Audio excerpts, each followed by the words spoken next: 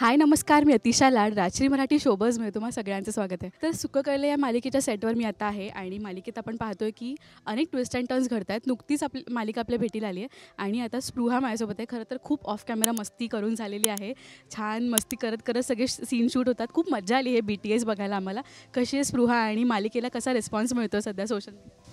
मालिकेला खूप चांगला रिस्पॉन्स मिळतो. सोशल मीडियावरही मिळतो आहे आणि प्रत्यक्ष कार्यक्रमांच्या निमित्ताने आता मी बरीच फिरते आहे. त्यामुळे त्या प्रत्येक कार्यक्रमाला जे प्रेक्षक येतात ते मागे भेटून सांगतात की आम्हाला तुमची मालिका पण खूप आवडते. तर ह्या रिॲक्शन्स खूप छान वाटतात. म्हणजे प्रेक्षकांना लाईव्ह भेटून त्यांच्याशी जे इंटरॅक्शन होतं ते खूप मज्जा येते. सो मला फार बरं वाटतं की इतक्या कमी कालावधीत मालिकेने पकड घेतली आहे आणि ती पोहोचते आहे लोकांपर्यंत चांगल्या पद्धतीने. आम्ही तुमचा जो बॉन्डिंग आहे तो खूप कमाल झाला आहे आणि आता आम्ही सीन शूट होताना बघत होतो की इतक्या पटकन पाठांतर करतेस तू. म्हणजे शाळेपासूनच पाठांतर तुझं छान होतं. शाळेपासून होतं खरं पाठांतर चांगलं आणि मला वाटतं की तो एक ॲडेड ॲडव्हान्टेज असतो. म्हणजे डेली सोप एस्पेशली शूट करताना तुम्हाला खूप वेगाने करायला लागतं आणि ते काम म्हणजे तितका वेळ नाही मिळत तयारी करायला ॲक्टर म्हणून. तर तुमचा कस लागतोच तिथे की आता जसा आजचा सिक्वेन्स अख्खा आहे तो पूर्ण ड्रामा आहे आणि पूर्ण एक युक्तिवाद करते ती मिथिला माधवच्या बाजूने. तर ते कठीण आहे. म्हणजे ते असतंच की म्हणून मी आत्ता पण अशी स्क्रिप्ट घेऊनच बसली आहे या इंटरव्ह्यूला पण की जितका मध्ये वेळ मिळेल तितकं निदान डोळ्याखालनं तरी आपल्याला घालता येईल. एक आहे की आमचा राहुल फार मस्त शॉर्ट डिव्हिजन करून मग छोटे छोटे कट्स त्या पद्धतीने घेतो आहे जिथे मला फार त्रास होणार नाही मेमराईज करायला. तर आहे पण आज जरा चॅलेंजिंग दिवस आहे. पेपर असताना थोडा आपण बघतो ना की आन्सर माझं पाठ करायचं राहिलं आहे. म्हणजे आता पेपर सुरू होण्यात शेवटची जी 15 मिनटं असतात की तिथे आपल्याला वाटत असतं की आत्ताच हीच ती वेळ आहे की सगळी राहिलेली उत्तरं पाठ करून टाकायची. तर तसं आत्ता माझं झालं. एक्झाममध्ये हे व्हायचं का की आपण जे लास्ट 15 मिनटात जे करायचो ते लक्षात राहायचं? डिपेंड्स. म्हणजे मी दोन्ही पद्धतीने केले. कधी कधी काही काही पेपर्सना काहीच इतिहास भाषा विषय ह्याला मला कधीच काही वाटलं नाही. मी अशी फुल ऑन रिलॅक्स असायचे. पण सायन्स भूगोल हे असे काही मित्र होते खास. तर तेव्हा मग व्हायचं की शेवटच्या क्षणापर्यंत बाई जोपर्यंत सांगत नाही आता ठेवा पुस्तकं असे जो ओरडत नाहीत तोपर्यंत ते हातात पुस्तक शेवटचे गाईड असायचं बघते किंवा 21 अपेक्षित ते वाचत राहायचं.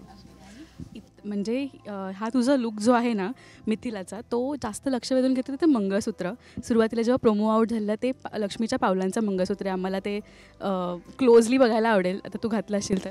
हो, फार छान त्याचा पण सिग्निफिकन्स आहे आणि गंमत मला तीच वाटते की एखादी व्यक्तिरेखा आम्ही करत असतो पडद्यावरती आणि ती प्रेक्षकांच्या लक्षात राहते एका छोट्याशा अशा गोष्टीमुळे ती आयडेंटिटी बनून जाते.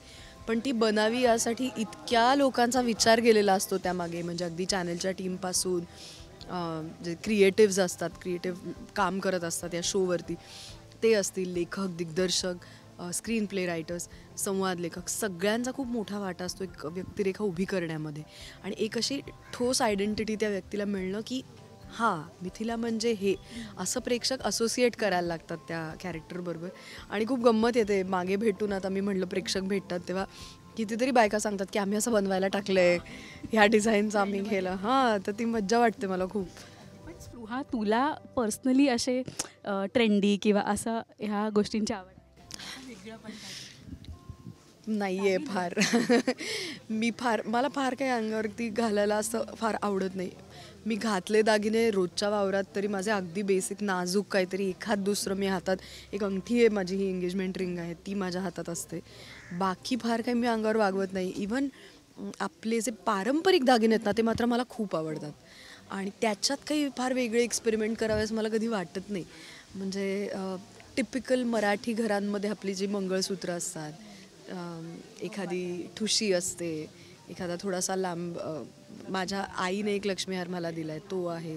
अशा काही काही छोट्या छोट्या गोष्टी आहेत ज्या मला तशाच लागतात. नथ मला नथीमध्ये वेगवेगळी डिझाईन्स अजिबात आवडत नाहीत. मला ती तशीच्या तशी टिपिकल ती आणि माझं नाक टोचलेलं आहे त्यामुळे मी ती अशी चापाची नथ वापरत नाही. सो दागिने जर का पारंपरिक असतील सोन्याचे असतील तर ते मला ठराविक टिपिकल पद्धतीचे लागतात जसे आपली आजी आई पणजी वापरत होती तसे. पण मग ऑक्सिडाईज समजा असेल तर आता माझ्या मैत्रिणीचाच ब्रँड आहे जवळच्या आद्या नावाचा जिचं सिल्वर ज्वेलरीचं खूप मोठं एक नाव आहे तिचं त्या व्यवसायात. सो माझी बरीचशी ज्वेलरी ही तिच्याकडून मी घेतलेली असते.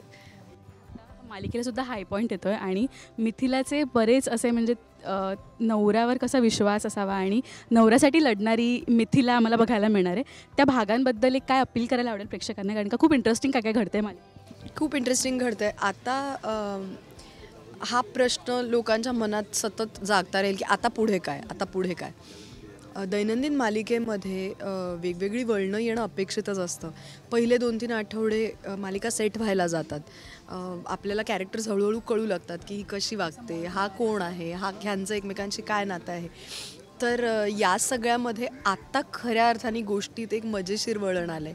मजेशीर म्हणजे जे लोकांना चुकवावंसं वाटणार नाही. मी म्हणते तशी ती उत्सुकता त्यांची सतत जागती राहील. आणि दुसरं महत्त्वाचं माझ्या कॅरेक्टरबद्दल मला असं वाटतं की मिथिला मालिकेच्या सुरुवातीपासून प्रेक्षकांना एक साधी-सुधी घरी वावरणारी छान आपली एक अशी आपली पण बायको अशी असावी, आपली पण पार्टनर अशी असावी असं वाटायला लावणारी अशी एक व्यक्तिरेखा ही आहे आत्तापर्यंत. आता त्याच व्यक्तिरेखेचा दुसरा पैलू लोकांना दिसेल की गरज पडली, आणि जे सगळ्या बायकांमध्ये असतं की गरज पडली तेव्हा पडते तेव्हा सगळ्या बायका पदर खोचून पहिल्या उभ्या राहतात खमकेपणाने. जर घरावर काही अडचण आली, जर काही संकट आलं तर त्या पहिल्या उभ्या राहतात ठामपणे. बाई डगमगत नाही घरातली कधीच. तर ही ती न डगमगणारी मिथिला, खमकी मिथिला, युक्तिवाद करणारी मिथिला, उच्च शिक्षित मिथिला, तिच्या ज्ञानाचा उपयोग करणारी मिथिला आता लोकांना बघायला मिळेल.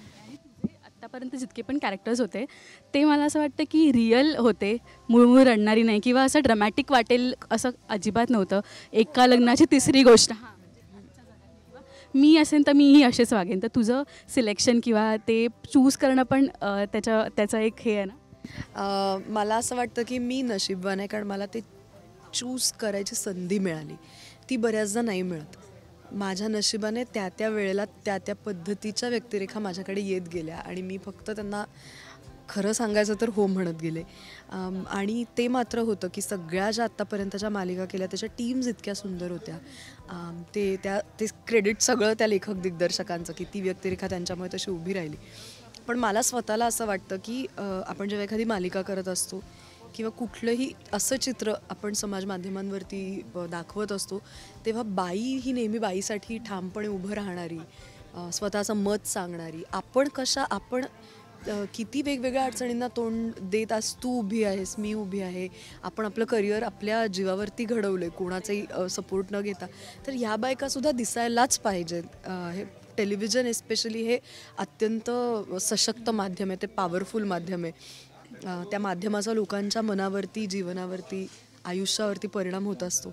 मग तिथे जो मेसेज जातो आहे आपल्या मालिकेचा तो चांगला, पॉझिटिव्ह आणि खूप जणांना त्यांच्या आयुष्यात नवं काहीतरी शोधायला लावणारा असा असावा असं मला वाटतं.